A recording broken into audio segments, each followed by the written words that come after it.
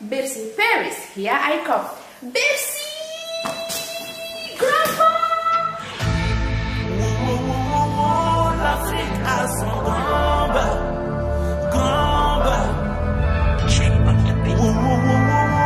L'Afrique a son grand-bas. Bés bi bésub jàmm ak lang la, retrouvailles ak famille bi la. Bi bésu fet ñépp di waaj, góor ak jigéen ma ni pare leen. Bésub sañsek mbégte la, àdduna yépp daje fa. Ku la fa jiitu nang ko fa fekk, fexeel ba buñ la ko nettalee.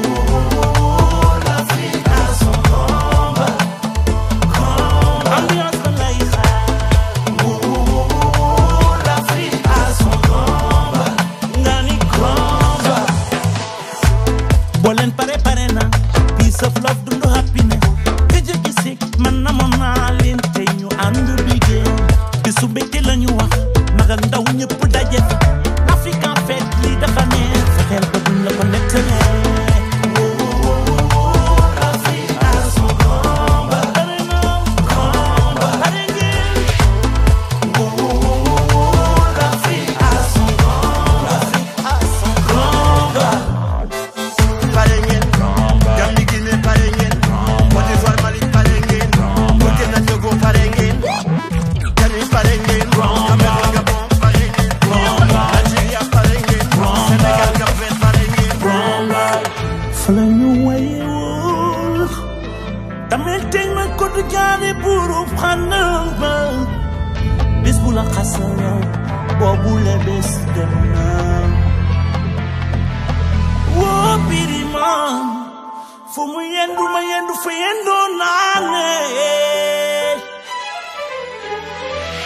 Teyeko,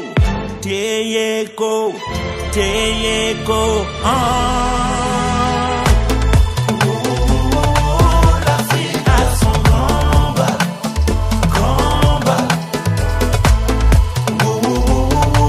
l'Afrique a son grand-bas,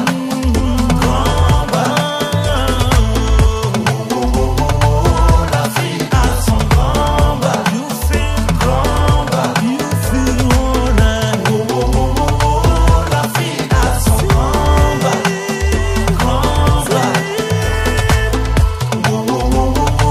l'Afrique a son grand-bas,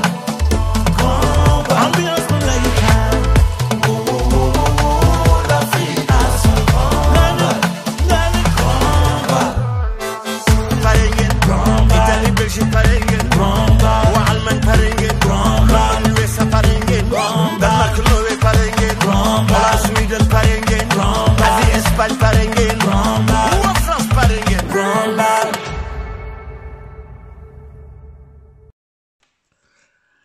Asalaamaaleykum Sénégal sénégalais yi fu leen toll ci àdduna Khadim Gueye fekk na la fa ngeen toog ziare leen tey moom duma aalu ndax sama xol bi dafa féex waaw am na ñoo xam ne bu ñu wéetee xaru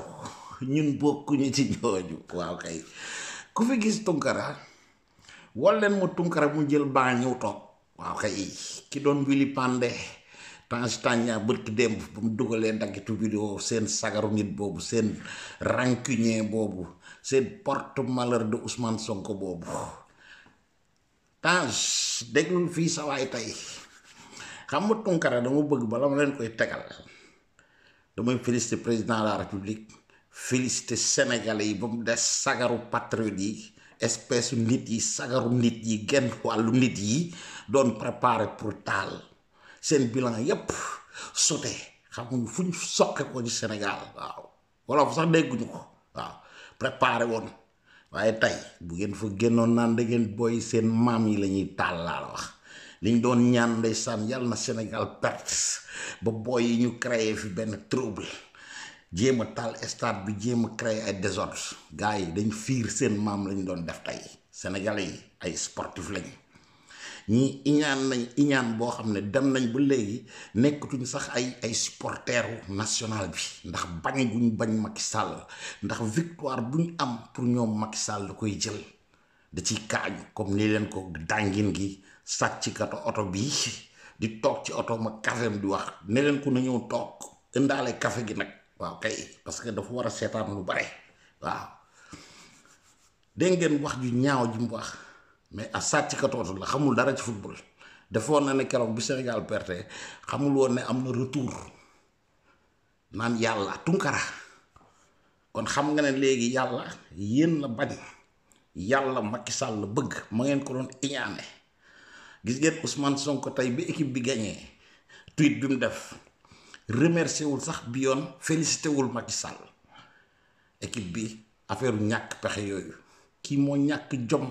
man diggante Ousmane Sonko Ousmane Tunkara ak Ousmane Dramé ak Ousmane Ba ku ci gën a ñàkk jom ci Sénégal man gis moo ko quoi kii moo toog wal fajiri bërki dee mu ne leen buñ fi indi woon coupe jamaa coupe classique sax du ma dem ca Macky Sall di ko félicité ji naan Lions yi continuer à nous faire rêver à vous faire pleurer ne yéen tey seen xol feexul gaa de yéen nekk la Macky porte bonheur la yow ngay sagaru porte malheur yaa du takk ci yow Ousmane Sonko bu doon jigéen bu ma ko takkoon fase naa ko bu yàgg kii lu mu ànd xool leen ba mu ñëwee Sénégal ba tey fitna rek xoolal Macky ba mu fi toogee ba tey mbégte toujours ma ngay inauguré fête yi fii xol yi di féex di n'importe quoi waa ji toujours ma nga ci ñàkk fayda yi lambar ci salon yi ñu koy maase fii yoo xam ne waaye booy 10 ans sax bu ko def ci àll bi quoi nit ku responsable tuuti may wax dàngin gi toog ci oto bi naan yàlla day àtte yàlla dëgg rek lay def yàlla won na leen boppam mi ngi leen di mbugal bis bu nekk Ousmane Tounkara gars yi du ma ci yàgg parce qu'il fait 3h30 du matin fii du ma aalu bëgg nañ félicitations président de la république yow mi jig Sénégal waaw kay ba nga fi ñëwee ba tey mbégte la les lions à vous aussi sénégalais yu baax yi supporters yi félicitations ñii yàlla na seen xol yi yàgg dagg yàlla nañ yàgg bañ a nelaw Tunkara daañ xam tey kan moo dul nelaw waaw yaa ñàkk jom boo amoon jom doo jàkkaarloo teg vidéo bi di génn fi wax ay yàlla lii yàlla laa te yàlla won na leen boppam won na leen du ngeen dara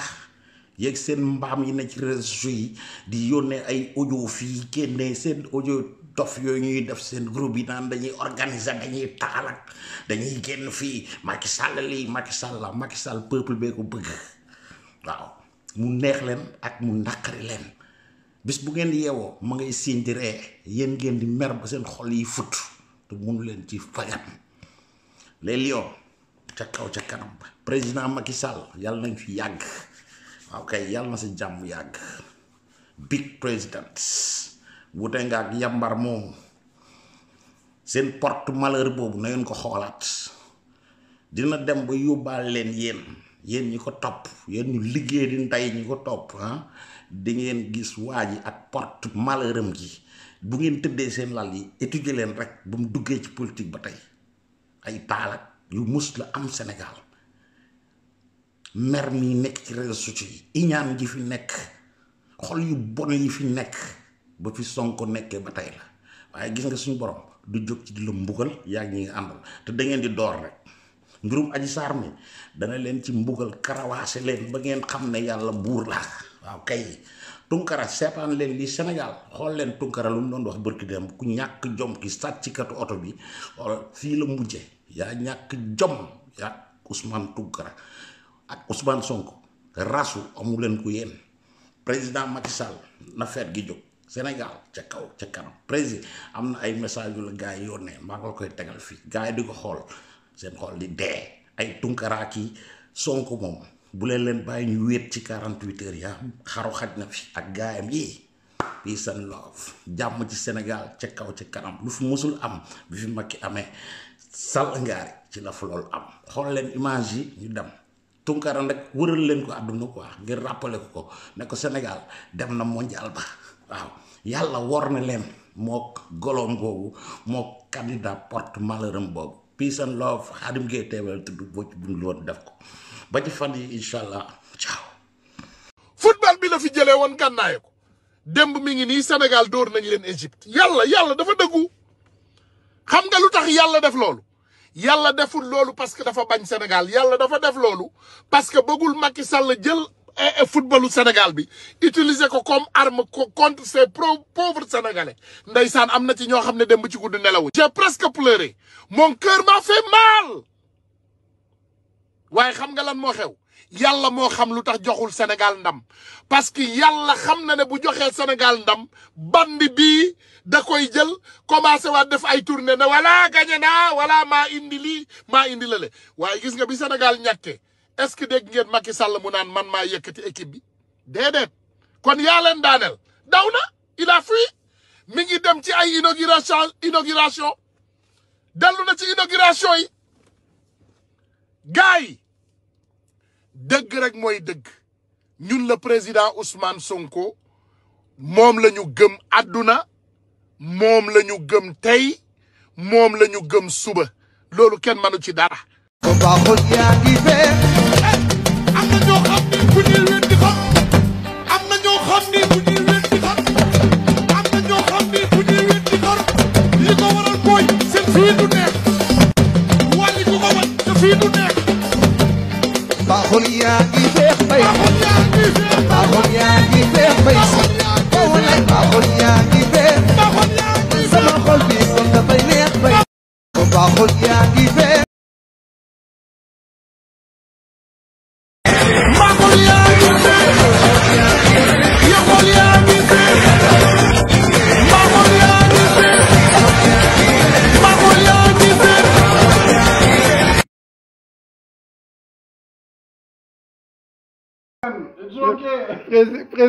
Président, vous êtes en direct au balcon.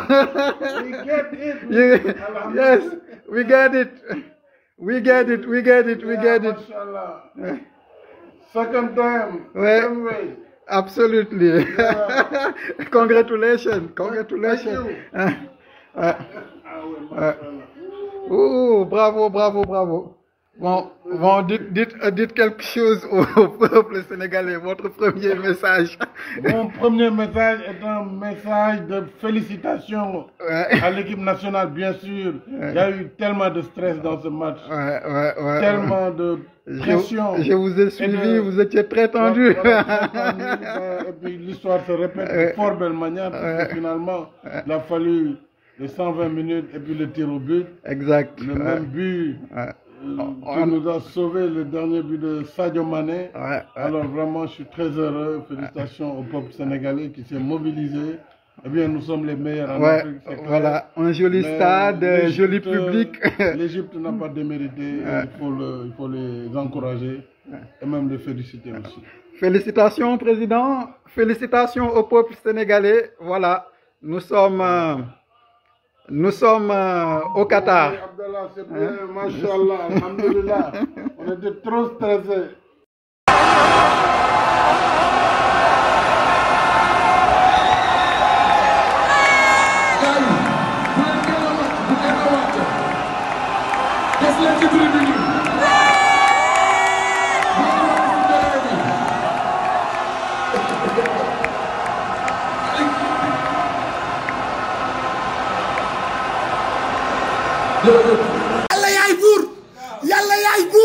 yàlla yaay buur président de la république monsieur Macky Sall yaa bëri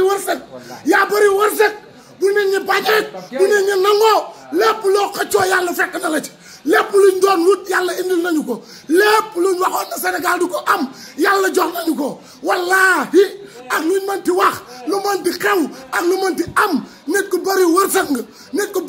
nga président de la république monsieur Macky Sall yaa bëri wërsëg wallaahi bëri nga wërsëg yàlla du la seetaan président de la république monsieur Macky Sall wax ji bëri na lu ne nit ñaa ngi koy wax waaye ba nga ñëwee tey lépp lu newoon du am Sénégal am na fi lu doon xëccoo yàlla may nañu ko lépp lu doon wut yàlla teg na ko ci ñun président de la république félicitations yaa bëri wërsëg yaa baax ci Sénégal yaa baax ci Afrique yow la yàlla teg loxo. Boy, même Fouaté, since there, but you know maybe, then to Agodi, Didi Mame, Didi. Agora de meio mas de meio ya kowa Tuesday ya bashom. Renam. On dia mun jini. Vraiment. day lii rëy na Macky Sall te ñu ko may 3e mandat Sonko ñu jox ko may ko 1 milliard wala 1 milliard 500 may ko Adji Sarr mu ànd ak moom dem Dubaï def ko 3e femme coow du jeex may grand bi 3e mandat li jig nañu waaw asalaamaaleykum wa rahmatullahi wa barakatuh. Objectif pour le départ de Macky. waa gars yi maa leen di ziar waaw message bi c'est confirmé voilà man Babacar Touré vraiment man vraiment bi yoon man bett na ma quoi voilà parce que nit ñi dañ ko daan déglu muy joxe ay information yu baax yu fiable mais bu demee ba nit ñëpp concentré wu mu génn ne ba tey amul lenn luy firndeel xam nga mandat d'amener pour président Ousmane Sonko wax dëgg yàlla man loolu daf may jaaxal te affaire bi c'est confirmé ok affaire bi c'est confirmé kii ma jox information bi ku nekk ci armée bi moo ko wax bu leen fàtte ne général Moussa Fall dafa am contrat bu signé Macky Sall mooy nekk dinaa la yóbbul dinaa la indil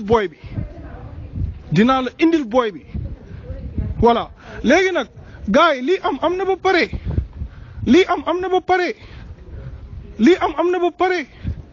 voilà lii am na ba pare parce que tamit si droit xam nga nekk contrôle ci judiciaire ñu ne la signé wala nga ne signé ji woo loolu c'est autre chose gars yi ñun amatuñu lay lu dul taxaw résister te Macky Sall bu tegee président Ousmane Sonko sa waay loxo mooy ñun ñàkk nañ ko bu leen sonal seen bopp gars yu bëri nag vraiment je suis désolé pour yéen quoi africain moom après médecin la mort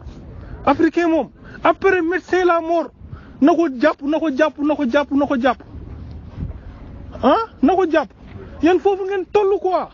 naka jàpp waxoon naa leen fii keroog ñu leen kii bakkanam la teg bëggatul dara si laay moom fi ñu toll nii parce que li muy dund dafa métti te dara tewu ko lu dul Sénégal tey léegi sénégalais yëpp ñoo war a toog nag croiser les bras naan na ko jàpp bu ko tegee loxo ñun on est foutu gaa yaa ngi Ziguinchor ñoom ñëpp a ngi foofu armée wu pare neen information boobu laa jot voilà ngeen nekk fii naan ay na ko jàpp xam nga mais vraiment mais da ngay dem ba sax yow da ngay rus quoi non maa ngi sant yàlla nag di fier li ma nekk africain mais tey bu ma yàlla laajoon du ma nekk sénégalais su ma yàlla laajoon du ma nekk sénégalais ñëpp toog naan ay na ko jàpp après médecin la mort Macky Sall la ma leen waxoon laa leen di waxaat ku nekk mun na jël réew mi même buy Sénégal buy di tàkk ba def doom mais président Ousmane Sonko bu mu jël réew mi wala bu mu ko fekkee lu mu ci góobee gar ko foofu leen toll sama gars yi ñëpp toog ñun ñëpp ñu toog ne xum waa ji sacrifier vie am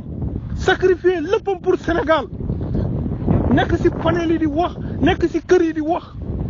di dugg détail sur détail xam nga c'est confirmé message bi force ñoom dañ koy jëli force te Moussa Fall loolu la waxoon Macky Sall dinaa la indil booy bi voilà.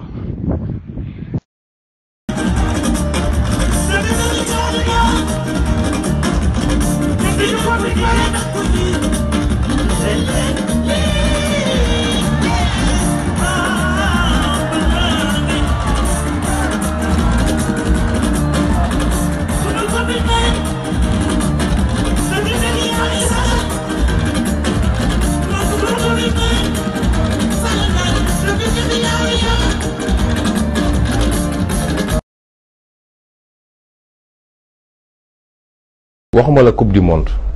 waaye coupe de la galaxie sax suñ ko gagné woon du tax ma dem ci Macky Sall man. kon dañoo rafetal wax ji ba ñuy wax ne ko Ousmane Sonko nee na day dem Porokhane looloo tax du mun a teew. football bi la fi jëlee woon gànnaaye ko démb mi ngi nii Sénégal dóor nañ leen Égypte yàlla dafa dëggu xam nga lu tax yàlla def loolu yàlla deful loolu parce que dafa bañ Sénégal yàlla dafa def loolu parce que bëggul Macky Sall jël footballu Sénégal bi utiliser ko comme arme contre ces pauvres sénégalais ndeysaan am na ci ñoo xam ne dem ba ci guddi nelawu c'est presque kuy wut nit ku yaru te teey bari jàmm am yërmande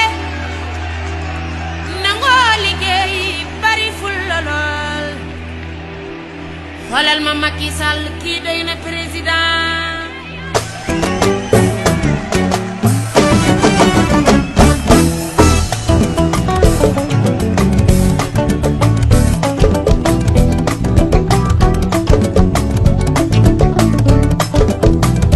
Sénégal déglu leen ma mag lu ko jógloo wax loo ko seen bébét leen mu sotti ndax waa jigéen daan seet gis naa ko Macky lañ koy woowe Sall ngaari gëne président nge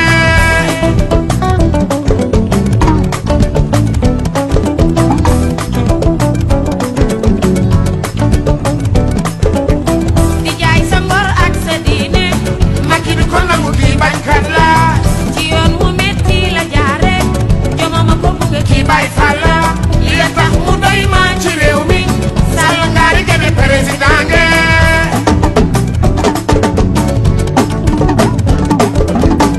réew mi tollu ci coono gaañi ku ko waxul it joxoñ ko Macky Sall ñëwal gaaw dimbali ñu sonn na.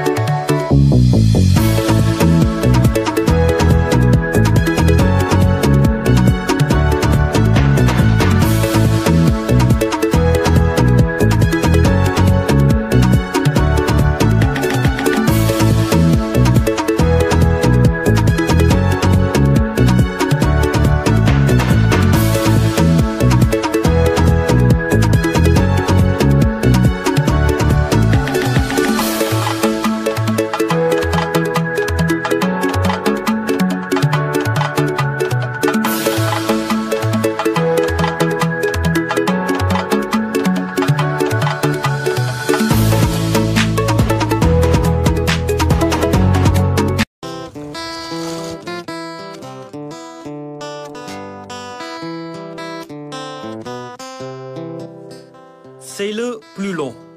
c'est le plus grand pont jamais construit au Sénégal.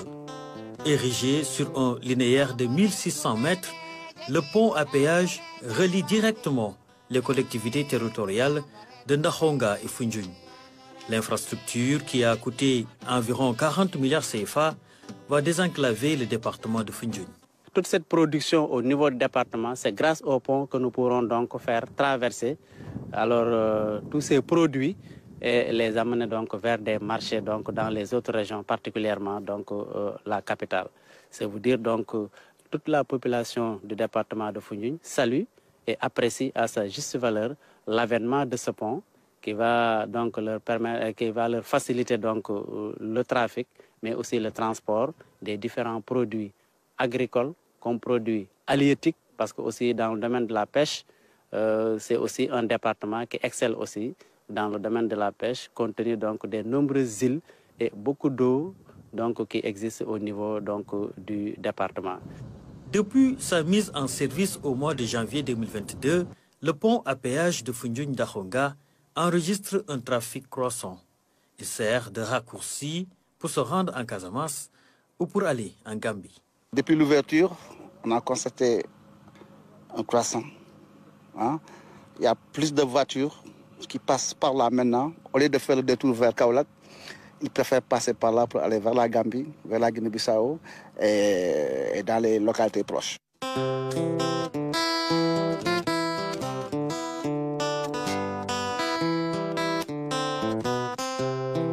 À la gare routière de Foundiougne, chauffeurs, transporteurs et voyageurs parlent de soulagement. jàll bi gaaw na amatuñu benn inconvénient bu ñu ñëwee ba si kii bi taxawatuñu La traversée est rapide. C'est très facile maintenant. yokk na kii bi gaaw na trop amul benn taxawaalu. bi ñu amee pomme ça rapporte chauffeur yi kontaan nañ. Les chauffeurs et transporteurs sont contents. Auparavant, c'était compliqué avec le bac qui tombait souvent en panne. Le pont nous a facilité le travail. Seulement, nous demandons une réduction des tarifs. ñu ne léegi pomme ñëw na ñu kontaan ci pomme bi pomme bi nag transporteur chauffeur yi ko soo seen jafe-jafe ci pomme bi mooy tarif boo xam ne tegal leen ko. Salimata quitte tous les jours Fatick-Ville pour venir travailler au centre de santé de Foundiougne. L'évacuation des malades vers Fatick a longtemps été un problème ici à Foundiougne. On transfère rapidement nos malades. Nous ne sommes plus obligés de prendre les pirogues pour évacuer, faire le trajet, la traversée plutôt de Foundiougne à Ndakhunga et puis encore reprendre le malade, le mettre dans une autre ambulance pour aller vers Fatick. Ou bien faire le grand tour de Foundiougne à Kaolack, de Kaolack à Fatick. Maintenant, on prend juste le pont, on traverse même pas 5 minutes et on est sur la route de Fatick. C'est vraiment praticable. Des centaines d'ouvriers sénégalais accompagnés d'une soixantaine de ressortissants chinois ont travaillé sur ce pont. Une équipe est désignée pour le suivi et la maintenance de l'infrastructure. S'il y aura un petit problème, on va corriger. Par exemple, descendre de l'eau, panneaux, marquage, comme ça, les petites choses, ou bien éclairage public, les lampes. S'il y aura des problèmes, on va fixer, on va les parler ou bien remplacer.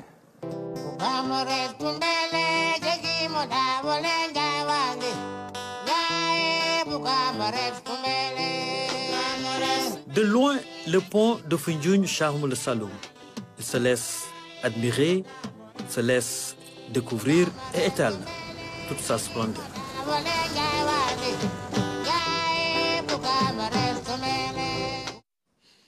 Direction.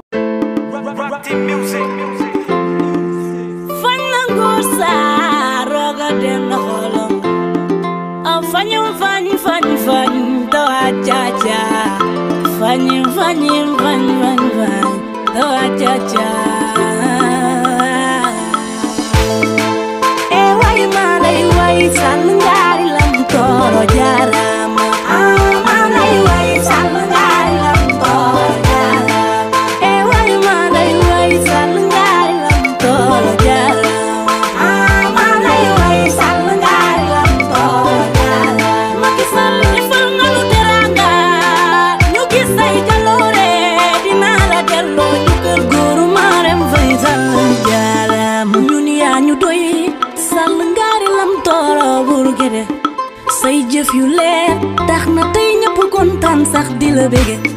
bañuy xëccoo wurus yow sàll ngaari yaay sunu ngalam gis nañ fi émergence jafe-jafe ci réew mi yaa ko fi jële yoo leleleleleleleleli yoo aaye gis nañ fi lu ci mel ni jam ñaajo aleen na autoroute ba Ila Touba tabax fi ay juma yow la nu wóolu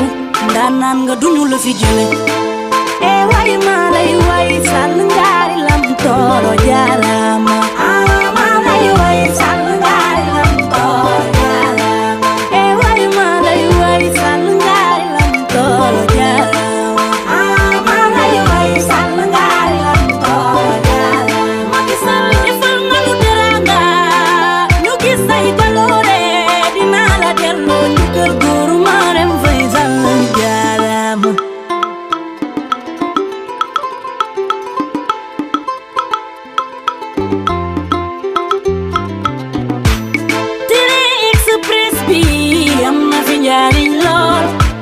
bourse familiale bi am na fi njariñ la sa vision bi weesu na seen gis-gis sal ngaari xoolal ma logement des pèlerins forage yi coupure courant yi wàññeeku na gratuité des soins hémodialyse césarienne waay maa lay waay sàll ngaari lam tooro jaarama sàll ngaari lam tooro jaarama waay maa lay waay sàll ngaari lam tooro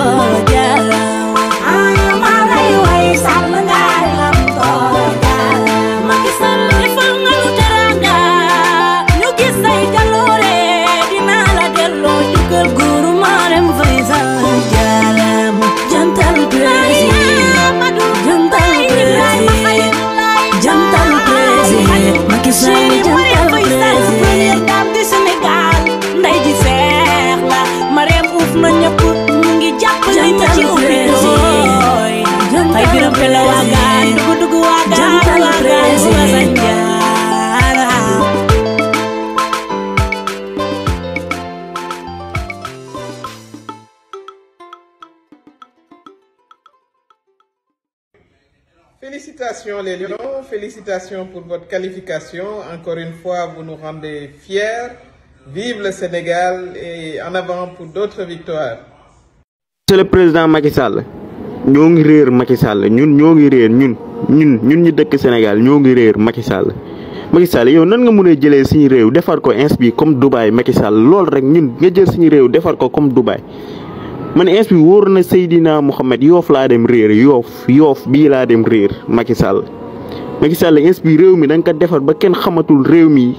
ñun ban fan lañ nekk est-ce que nekkuñu France wala Dubaï.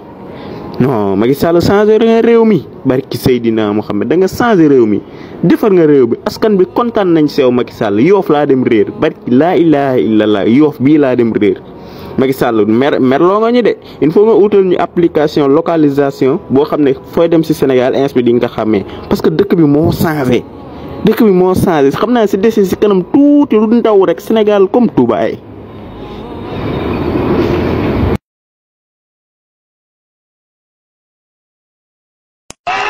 Macky Sall, à qui je renouvelle ma confiance. Macky Sall, qui doit être un modèle de jeune. Comme je l'ai dit, le jour qu'il était venu dans mon bureau, c'était un jeune étudiant comme vous, qui n'avait même pas fini ses études.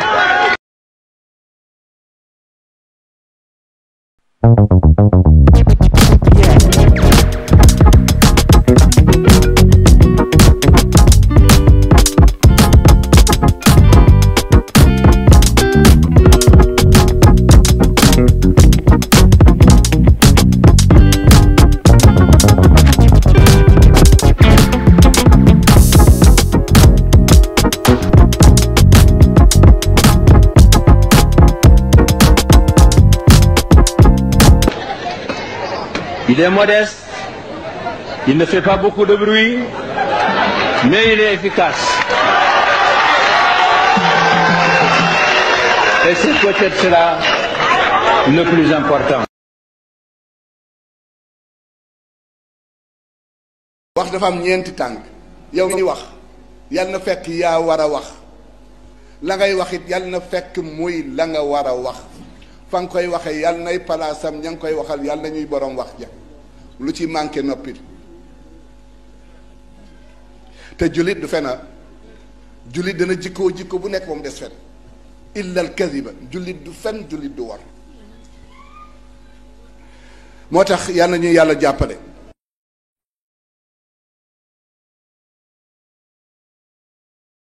ku woyof lool la moom di ku fees dell moom ku ko xam-xam ni moom mile xam-xam la am kile moo jar di naw du ku siis moom du bew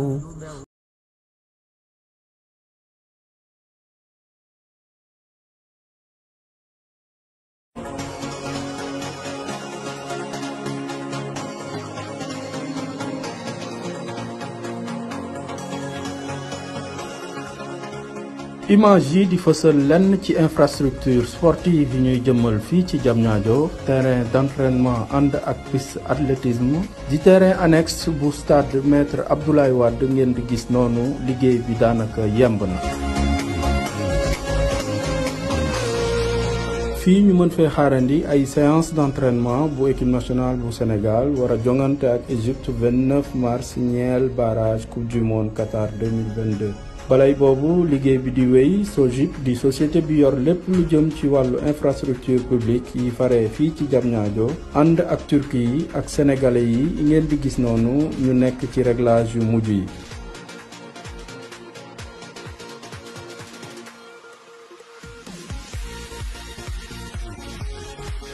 tribune bi liggéey bi yegg na parking bi ñuy gaare woto yi ak pelouse bi naka noonu mu mel ne mur de clôture bi moo des ci liggéey bi.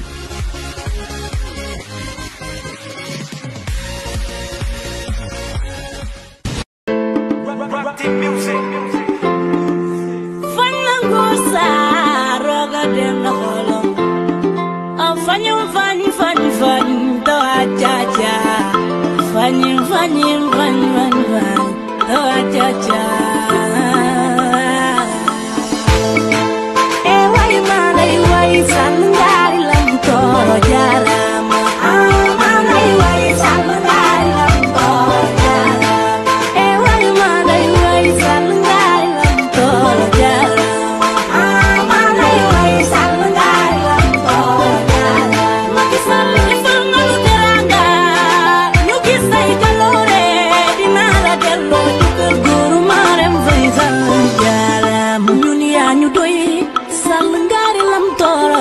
gede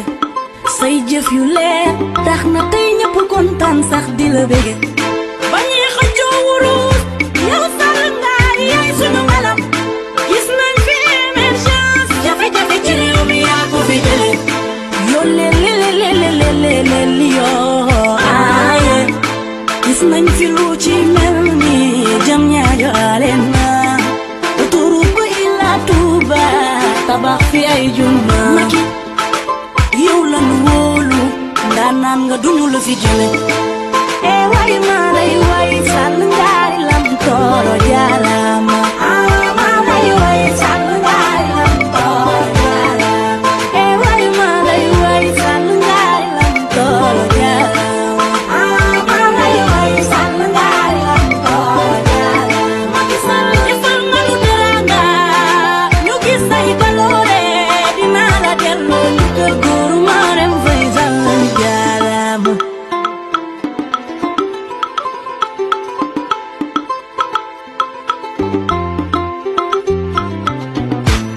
Express bi am na fi njariñ lool bourse familiale bi am na fi njariñ lool sa vision bi weesu na seen gis-gis Sall Ngaari xoolal ma logement bu ñu déggee naan juróom-ñetti téeméeri milliards rek ñu ne non dañuy yàq xaalis bi mais ñii dugg ci terre bi nga xam ne mat nañ ñaari téeméeri junniy nit ci moins de 2 semaines mais loolu bu jógee ci tali bi féex am na loo xam ne ku bëgg réew mi sax waroo di wax naan du priorité parce que man gisuma lu ëpp solo mobilité parce que ndakaaru ñun leen am lépp dañ koo indi ci benn dëkk mooy sunu problème saxaar gii nga xam ni moo jógee ndakaaru chemin de fer dem ba Bamako mais ñu ngi ci su paree yaakaar naa ni bagage yu bari dootu jaar ci tali bi dina mën a féex yooyu nag dëgg-dëgg mooy développer réew ak électrifier àll bi yóbbu fa ndox te wax dëgg yàlla président Macky Sall yaa ngi ci loolu nag wax ko taxut ngay politicien taxut it gars yi war laa saaga parce que nag bu ñu demee ba réew mi ñu terenu sax wax lu baax noo ngi bëgg a ñàkk fulla nag noo ngi bëgg a ñàkk fulla ku gis lu baax neel lu baax ak man su ma contrer président ak su ma fareek moom mais su defee lu baax pour réew mi ma ne ko merci monsieur le président man personnellement man ki ma gën a bañ bu defee lu baax ma ne def na lu baax parce que noonu mooy dundu gor as gor du ni kii defu fi dara du waxi nit defu fi am na benn waay boo xam ne daf ni woon lu autoroute péage bi jógee bi dem Touba du priorité mais moo ca njëkk a jaar dem ba Mbàkke muy def meeting ni président bii fi nekk defu fi dara te jaar ci autoroute péage bi te mu jar 413 milliards gaañ yi nañu naan doyut mais defut dara dëgg président bi nu njëkk man xam nga dafa am loo xam ne nag parce que fekkee nag dafa am solo damaa fekkee Senghor fekkee Abdou Diouf fekkee Abdoulaye Wade fekkee Macky Sall li Macky Sall def moo ëpp li ñett ñooñu ñëpp def loolu wax ku taxut nga politique président on t'encourage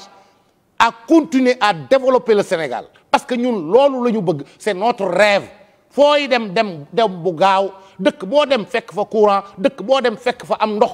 ñi judd ci taleeg ndox ak yooyu nag xëy na yooyu yëgunu ko noonu waaye man mii nga xam ne judd naa ba am 40 ans mosumaa gis lampe bu tàkk man ku ma indil courant dafa mel da nga maa ubbil ajjana indil ma ndox teg ca defaral ma tali mais lan laa war a wax lu dul merci pourquoi léegi kenn dootu wax merci kenn du ni kii def na lu baax yow daal saagaal xasteel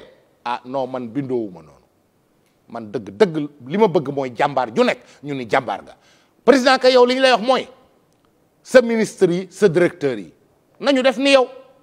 gaawal liggéey bi projet yi di egg bu ñu joxee nitu marché ñu toppatoo ko mu yeggale. amaguloo xëy takkagoo jabar amagoo kër amagoo oto yaa ngi dëkk ci jaaxle sa ndey ak sa baay daj ci yow lu ne nga bëgg a jóg xeexali ka nga xam ni fat na ndeyam ak baayam dëkk ci kër gu set ñuy bës tànkam te du wàcc njoowaan li te du jóg ci uppukaay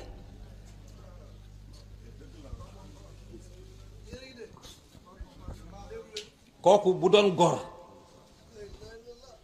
boo ko dajalelee lu Sur le terrain, une forte délégation s'est rendue ce matin au parc éolien de Taïba Ndiaye, où sera exécuté d'ailleurs un des volets du projet MCA. Il s'agit justement du transport de l'électricité à renforcer et à moderniser. Une deuxième ligne de sécurité sera posée sur place à Ramdawa. De sa symbiose avec la nature, ce parc éolien de Taïba Ndiaye produit quelques 150 mégawatts. C'est dans la sécurisation du transport de cette énergie qu'intervient aujourd'hui le MCA Sénégal 2. Vous avez un parc éolien qui produit de l'électricité, qui en ce moment a un seul circuit pour évacuer cette électricité. Dans le volet du compact du MCA Sénégal 2, c'est de poser une deuxième ligne, un circuit qui va lier ce parc au poste de Touboune. Comme ça, on a deux lignes. Au cas où une ligne ne marche pas, qu'on ne perde pas 150 MW de production. Ce volet transport du Millennium Challenge Account concerne les régions de Dakar, Thiès et Diourbel. Toute une technicité sera déployée pour moderniser et renforcer le réseau de Sénélec. Aujourd'hui, il faut préciser que Sénélec déjà fait un excellent travail. Il s'agit de davantage accompagner, travailler avec la Sénélec pour davantage améliorer ce réseau de transport. Et donc, nous, notre accent, ça va être principalement sur le réseau de transport. Ça va être également sur toute la partie performance environnementale et sociale et toute la partie également genre et inclusion sociale. Sénélec, après ce compact, va hériter de l'ensemble des investissements du compact. Des investissements de plus de 300 milliards de francs CFA sur 5 ans. Plus qu'un héritage, une assistance vitale. Mais surtout, avoir un réseau de transport capable de nous garantir les échanges d'énergie que nous aurons avec nos voisins. Et c'est là tout l'intérêt du compact. Le second aspect, c'est l'utilisateur final. Et le président l'a rappelé hier, il va avoir l'accès universel à l'horizon 2025. Mais aujourd'hui, il ne s'agit pas simplement d'amener l'électricité pour faire de la lumière. Et ça, c'est une nouveauté du compact qui dit nous voulons également qu'il y ait un développement des activités socio-productives. En ligne de mire, éclairer les producteurs pour de meilleurs rendements agricoles, un accès universel fortement attendu. Ce pari devrait être gagné.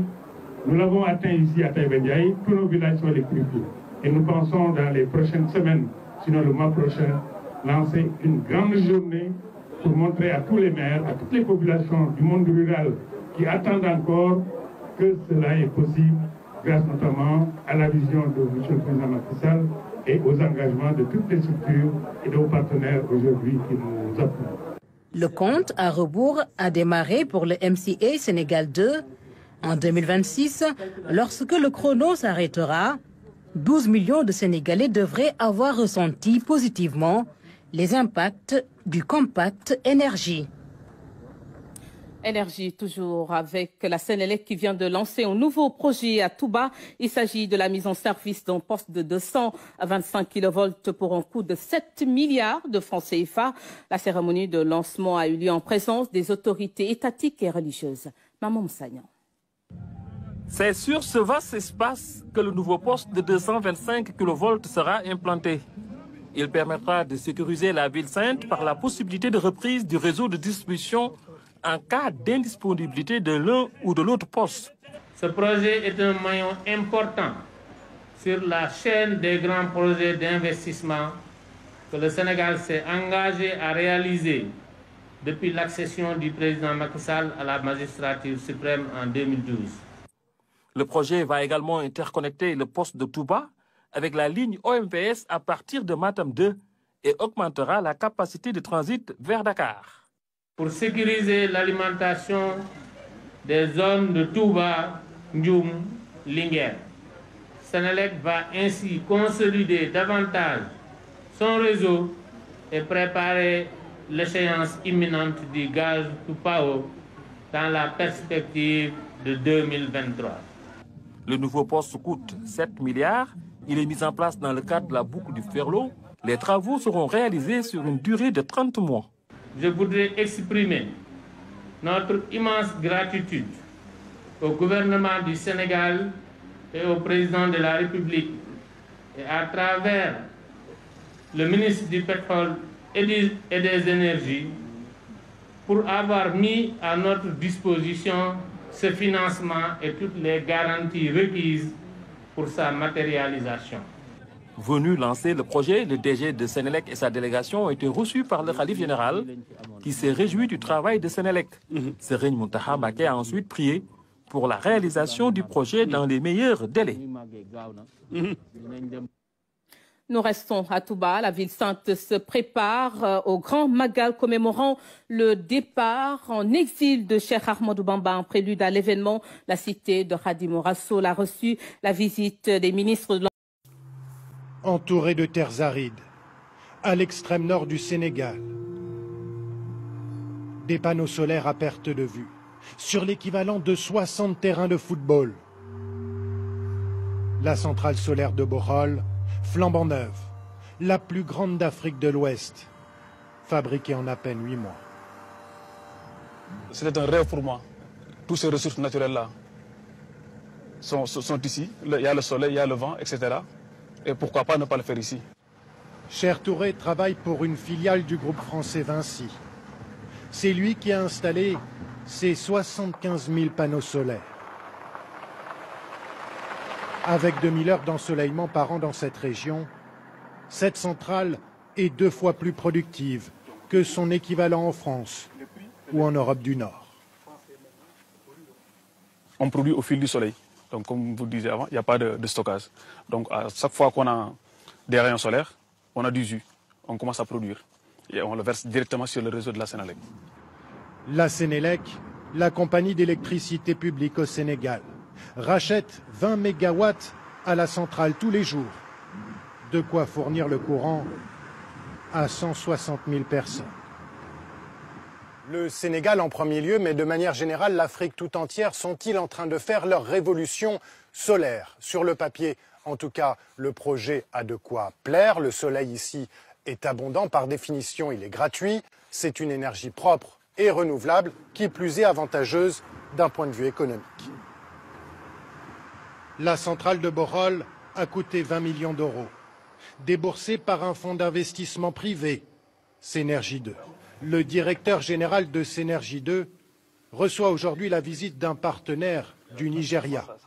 Ce dernier est sur le point de lancer 2 projets semblables dans son pays. Le solaire est devenu rentable et dans la plupart des cas, nous avons démontré que le coût du kilowattheure du solaire était plus faible que le coût du kilowattheure classique, pétrole, etc. La centrale solaire vend son électricité à 1 euro le kilowattheure, 60% du prix moyen de l'électricité au Sénégal. De quoi aiguiser les appétits dans toute l'Afrique de l'Ouest. Le Sénégal, donc, dispose déjà de leur centrale. Des projets similaires sont en cours dans de nombreux pays de la région, à des stades plus ou moins avancés. Et l'urgence est là, car l'Afrique accuse un retard considérable en matière d'électrification. Pas besoin d'aller bien loin pour le constater. Dans les villages collés à la centrale, la nuit tombée, le noir complet. Les lignes à haute tension passent juste au-dessus du village, mais les investissements pour amener l'électricité jusqu'ici ne sont pas prévus pour l'instant. J'aimerais qu'on ait de l'électricité dans le village. Regardez là, c'est noir. Partout c'est noir. Moi je voudrais qu'il y ait de la lumière là-bas. Dans les campagnes sénégalaises, 60% de la population n'a pas accès à l'électricité. man dama dul far moteuru far laa amul loolu mooy sam problème Ousmane Sonko ba ma gisee ne li mu doon wax sénégalais ay naxa ci mucc ak aussi promotion la doon wut ak ay militants mais li muy wax dara du ci dëgg gëmu ko sax te aussi Ousmane Sonko li muy wax ci devant télé yi ak après bu wéetee li muy waxtaan ak nit ñi ça fait 2 waaw moo tax affaire Serigne Cheikh yi yëpp du ma ci dugg mais li muy wax ci kanamu télé yi ak bu wéetee li muy wax Serigne Cheikh li muy wax nit ñi ça fait 2 kon kooku dëgguwut. da ngeen bàyyi naan Ousmane Sonko faluñu ko mais opposant la lan moo tax ñu autoriser ko mu nekk opposant muy wax nit ñi di ko déglu loolu moo gën a garaaw nga ne yow ab opposant nga te li ngay wax du dëgg moo gën a garaaw ñu fal la ngay lekk alalu askan wi benn la rek ndax trahir la ñaari trahisation la kii da laa dénk nga trahir alalam kii dénk la xelam nga trahir xelam ñaari trahir la rek boo ci juutal muy morom bi gën a bon nag mooy trahir xelu nit ki Ousmane Sonko seen xel lay jël di leen trahir bu fekkee ne opposant amul njariñ lan moo tax ñu autoriser opposant ndax ñu yow non vraiment yéen yi ngeen di wax amul voilà amul bopp ay luñ ko dénk ak dénkuñu ko suñ dara li gën a am solo lañ ko dénk mooy sunu xel ak sunu xalaat te li ñu ciy wax dara du ci dëgg. ana ko ma kooki ñun bañ nekkee Pastef Ousmane Sonko daf ñu gëmuloo woon ne politiciens yi ay borom loxo yu tilim lañ ay sàcc lañ ñoom ñëpp a yem jàppee Ablaye Wade Abdou Diouf Senghor ñoom ñëpp ay sàcc lañ léegi ñun dañuy taxawal gouvernement bees mooy lan képp ku sa loxo tilim doo bokk ci gouvernement bi muy nekk luñ gëmoon quoi mais moom ci boppam ndeke moo gën a tilim ñëpp te lu mu wax du dëgg ndax loolu tey gisatoo ko. ñu formé woon parti bi de maanaam ña ca nekkoon ak li nga xam ne ba ñuy voté bureau ba ñi ngi fa toog lépp leer na de lépp daal ñooñu moom xam nañ ne Makura lu mu leen wax du dëgg muy Sonko du wax dëgg ba laax yi du wax dëgg du question que dama koy wax pour diaboliser ko du question que dama koy wax ngir lenn dama xam ne du wax dëgg ñun dañ daan toog mu toog muy wax ñuy dégg ñu pare mu wax ñuy dégg billaahi li muy wan sénégalais yi publiquement ak li nekk ci moom ça fait deux Adji Sarr lii mu koy jiiñ moo ko def waaw moo ko def de xam naa ko bu baax xam naa lu mu capable waaw non man léegi activiste laay doon mais du ma nekk ay société civile ay yii nii non man li ma gis mooy il faut ma nekk activiste ndax Sénégal li fi nekk non maanaam du luñ mën a régler quoi soxna Coumba ko koo àndal mu wor la politique c'est gis nga ñu nekk ci opposition yi ay gaynde yu xiif lañ luñ la wax du dëgg ñoom ñëpp a yem. Adji Sarr tegee dil yow en tant que nit nga ne Adji Sarr gëmul dara yow kooku teg la dil ba yëngal réew mi yow ku la dénk réew kooku moo sànq waa réew mi nit dafa am ñoo xam ne matuñu dénk réew am na ñoo xam ne seen kër sax mënuñu ko yor waaw am na ñoo xam ne mënuñu yor seen kër bay yor réew Ousmane Sonko mënu yor këram su yoroon mënoon yor këram jabaram yi duñu fay waaw Déthié Fall ko gën a nekk noble gën ko nekk patriote ndax Déthié Fall au moins mi ngi ci entreprise di liggéey nekk fa directeur di yor ay employés xam nu mu leen di gérer Sonko lan la gérer wu tous gérer wu tous ndax sénégalais yi rek ak wax lu dul dëgg. Macky Sall moo wóor moo bee naka ne Macky Sall mën a liggéey Macky Sall mën a liggéey li ci télé bi laa ko doon gis lii. ci télé bi laa daan gis lii ay Parc des Princes yi laa daan gis lii Macky Sall moo am expérience moo mën a liggéey moo gore yaa wóor yaa efficace yaa fi ne dundal.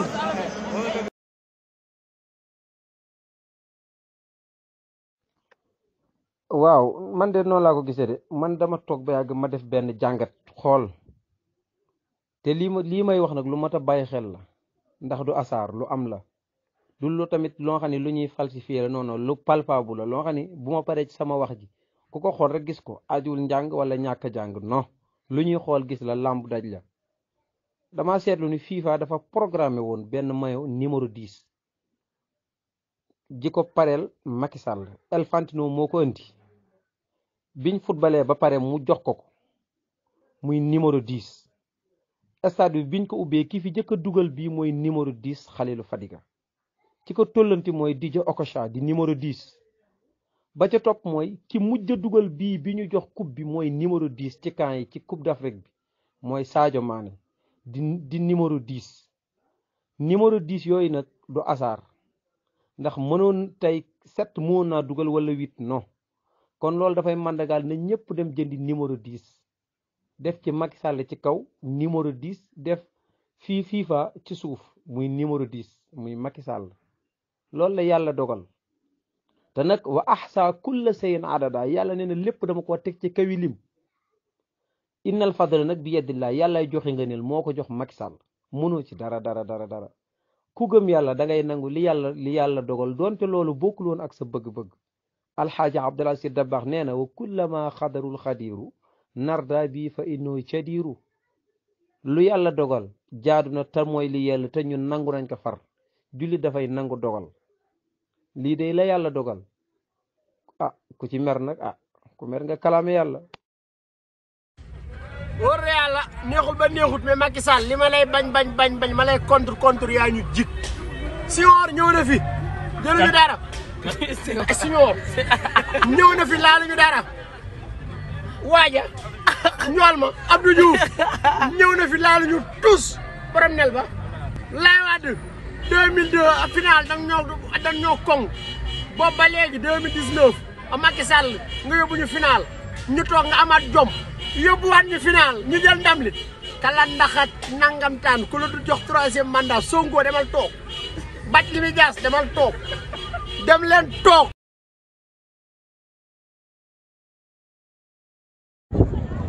mag bu ñàkk jom bi mu yër xeer dina lay sànni ñàkk ndey fayda si boppam bu ndey weex bi man de fi mu toll nii de ci ak jéggalu gu metti ci laa ne man daal damay jéggalu Macky Sall dama lay jéggalu te di la tuub yàq naa la fi lu ne saaga naa la xas naa la jéppi naa la ñaanal naa la nga dee lu nekk wax naa la ko waaye tey yooyu yëpp jeex na mbégte mi ma dund ci football ba léegi jeexagut suba nga war ñoo indi jireel esat rasulullah boolee ko nag jiggi ñu jig ma ki am jom barke rasulillahi yaay ndaanaan kii dañoo jig nañu waxante dëgg te yàlla tax nañ ko téye kii bu ñu rawee waxuma la dem final waaye qualifié sax dañ ko du def ya ilaha illallah yóbbu ñu final 2019 yóbbu ñu final 2022 ñu jël ko ba pare nag ako gore la ilaha arène nationale neel benn Dakar Arena neel ñaar jam ñaajo ñett 2019 final 2022 final mu des 2022 bii ci coupe du monde bi 2023 ci coupe d'Afrique ba waaw nañ ko bañ a téye rek barke rasulillahi nañ ko téye ba ci kanam ñu xool ba xam booy yi seen cool yi dafa bari de booy yi wax ji léegi dafa bari ci booy yi ma ne man de maa ko bàyyi woon waaye maa ko jàppaat ba mu neex lu ci waaye man la illa kenn mu ci dara maa ko newaat ciix ne ko Macky dundal ba ci kanam jëf dundal ba mu neex la neex defal. Ouais, Macky Sall. Ouais, ça c'est un Gabonais. Regardez comment il parle, Macky Sall. Ouais, vraiment. Macky Sall gagne 100%. Ouais. C'est un président africain. Ouais. Que l'Afrique gagne. Mais votons tous Macky Sall. Ouais, je peux te demander une question. Tu es quoi d'abord? Je suis moi, Gabonais du Gabon oui. d'abord. Vous avez vu comment même les Gabonais ils sont dit, hein, Macky Sall vraiment gagne le premier tour, hein? Oui. Ouais. Premier tour pour avoir la Coupe d'Afrique des Nations. Ouais. 2019. Ouais. Le Sénégal pour avoir la 2e étoile. Ouais. Vive le Sénégal avec Macky Sall. Ouais, merci. Et au Gabon, c'est moi le vrai président, c'est Ali Bongo. Ouais. Notre président Macky Sall toujours en avant. Sénégal,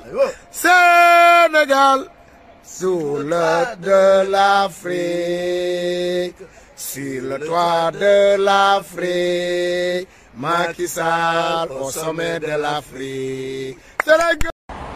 waa Sénégal yéen seen problème yu bari yi bàyyi leen ko Macky Sall li leen den di lijjantil li mooy BRT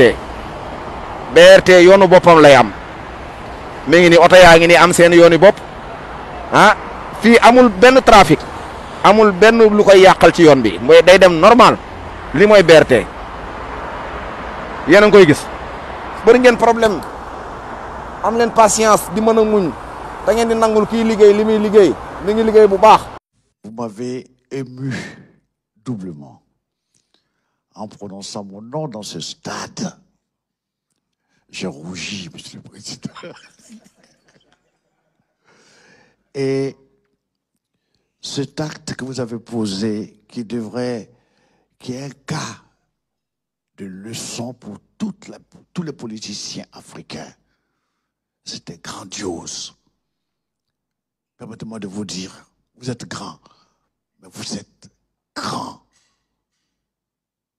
en dédiant ce stade au président Abdoulaye Wade. On applaudit. L'Afrique a besoin de tels exemples. Déjà, le Sénégal a enseigné cette démocratie à la sauce africaine, à l'Afrique et au monde. Quand un président qui va aux élections appelle un autre pour dire « tu as gagné », en Afrique c'est rare. Le Sénégal est pour nous, Africains, cette Afrique dont on rêve, où la politique, au lieu d'être un facteur diviseur, est un facteur d'unification et de solidification de notre africanité. Que Dieu vous remercie pour nous. C'est la première fois que le président de l'Union africaine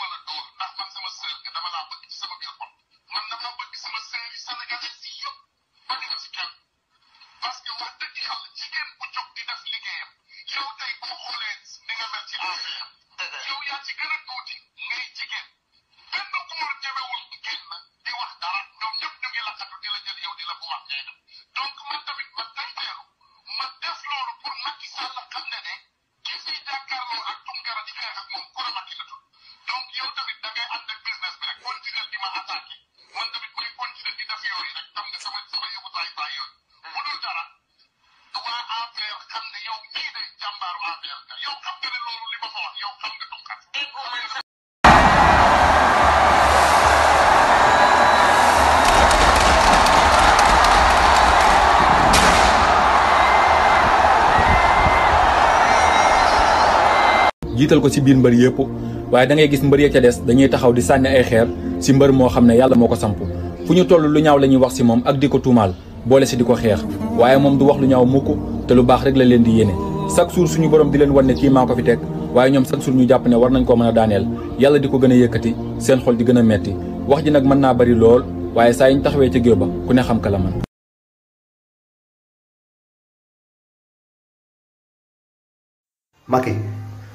Macky nekk amoo benn problème Sonko moo ñu doon jaxase ak yow mais bin yii yëpp ñëwee naan nañ Sonko yaa ngi doon jaxase ak Macky ñun si suñu de fi mu ne nii ñoo ngi ci Macky.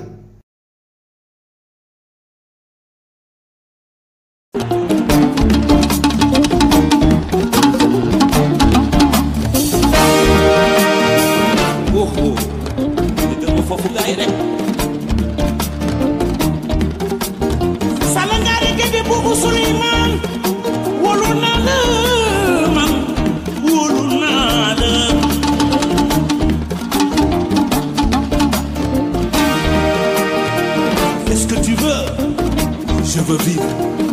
rester libre. Je veux m'envoler vers le ciel. Ndam li fi amoon daaw tollenti la ñuy xaar bébé.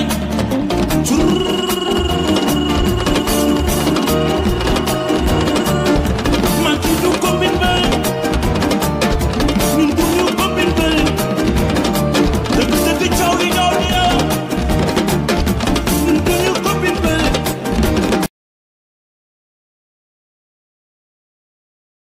gi gaynde laa gis mu labir lool du fàdd mala yaa neex a xam naqaree xam yow yaa ra tax te ñagas yow yaa woyof toyu yaa dis gan kenn yabu la jub nga jubbal nga mbooloo mi topp ci yow réeroo bi laay réeroo kenn ko jub bëgg la murid yi laayeen yi tiijaan xaadir rat ña amul tariixa ñépp la naw loola kenn siku la fajkaatu aajo nga neex nga gis ne doo tëju kenn ku ñëw sa kër bu nuyoo nga fay ko miin nañu la man de bëgg naa la li waji laayi xaalixina ak jëmmi Seexu Xadim gëm naa ni kenn bañu la man de bëgg naa la li waji laayi xaalixina ak jëmmi Seexu Xadim gëm naa ni kenn bañu la man de bëgg naa la li waji laayi xaalixina ak jëmmi Seexu Xadim gëm naa ni kenn bañu la